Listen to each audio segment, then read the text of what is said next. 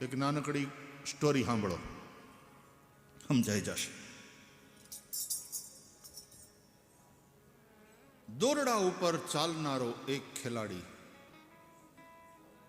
10-10 માળના ઊંચા 2 બિલ્ડિંગ, એની વચ્ચે 100 ફીટનું અંતર, અને ત્યાં મજબૂત દોરડું બાંધવામાં આવેલું, અને એ દોરડા ઉપર 10મા માળની અગાસીમાંથી નીકળી હાથમાં વાહડો, અને પેલા બેલેન્સ કરતા કરતા સામેના બિલ્ડિંગ ઉપર જવાનું છે.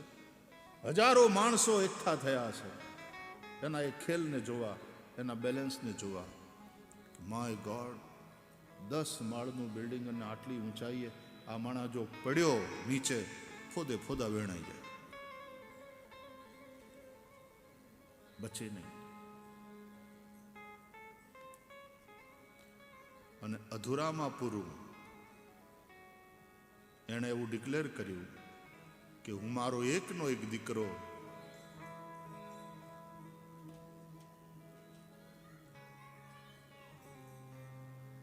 ત્રણ વર્ષનો, એને મારે ખંધોલે લઈ, એને મારા શરીર સાથે બાંધી એના પગને, અને એને ખંધોલે લઈ અને હું દોરડા ઉપર ચાલીને બતાવીશ. ટીવી કેમેરા, પત્રકારો, પ્રિન્ટ મીડિયા, ઇલેક્ટ્રોનિક મીડિયા, કેટલાય કેમેરા અને હજારો માણસ આ જોવા માટે એકઠું થયું. અને પેલા એ પોતાના દીકરાને પોતાના ખભા ઉપર મૂકી અને પછી ચાલવાનું શરૂ કર્યું. અને નીચે જેટલા લોકો હતા, હજારો લોકો, એ બધાના શ્વાસ અદ્ધર. અને પેલો ચાલતો ચાલતો ચાલતો નીચેથી કોઈક તાળીઓ પાડે, કોઈક બૂમાબૂમ કરે, કોઈ વસ્તુના ઉપર ધ્યાન નહીં, સામે લક્ષ્ય ઉપર. આ એનો દીકરો, અને બેલેન્સ કરતો કરતો કરતો એ 100 ફૂટનું અંતર કાપી આ બિલ્ડિંગથી પેલા બિલ્ડિંગ ઉપર સલામત ત્યાં પહોંચ્યો. અને ચીચિયારીઓ પડી, જે તાળીઓના ગડગડાટ થયા, જે લોકોએ એને બિરદાવ્યો છે, એ જેવો નીચે આવ્યો તરત ત્યાં સ્ટેજ ઉપર લઈ જવામાં આવ્યો. મહાનુભાવો આવેલા, એનું સન્માન કરવામાં આવ્યું.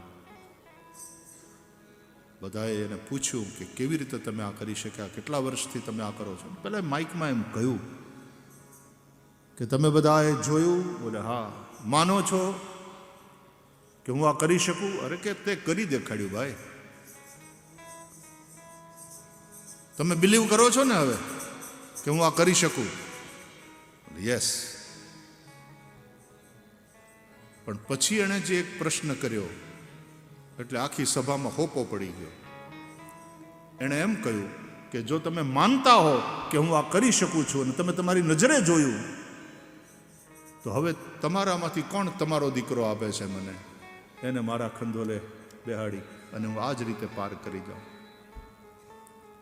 સોપો પડી ગયો સભામાં. કોઈ પોતાનો દીકરો આપવા તૈયાર નહીં.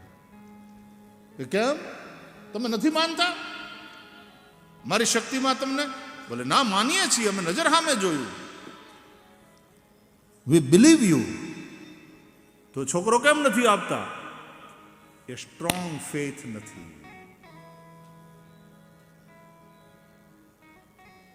પરમાત્મા મહાન છે, પરમાત્મા બધું કરી શકે છે, બધુંય માનીએ છીએ, એ મહાન છે, બધું કરી શકે છે, પણ આપણે આપણી જાતને સોંપીએ છીએ? એ સ્ટ્રોંગ ફેથ છે આપણને? આપણે આત્મનિવેદન કર્યું? આપણે શરણાગતિ સ્વીકારી? અને કૃષ્ણ ગીતાના અંતે કહે છે અર્જુનને, સર્વ ધર્માન પરિત્યજ્ય મામેકમ શરણમ વ્રજ. Dedicate yourself to me, અહમ ત્વા સર્વ પાપેભ્યો મોક્ષયિષ્યામિ મા શુચઃ.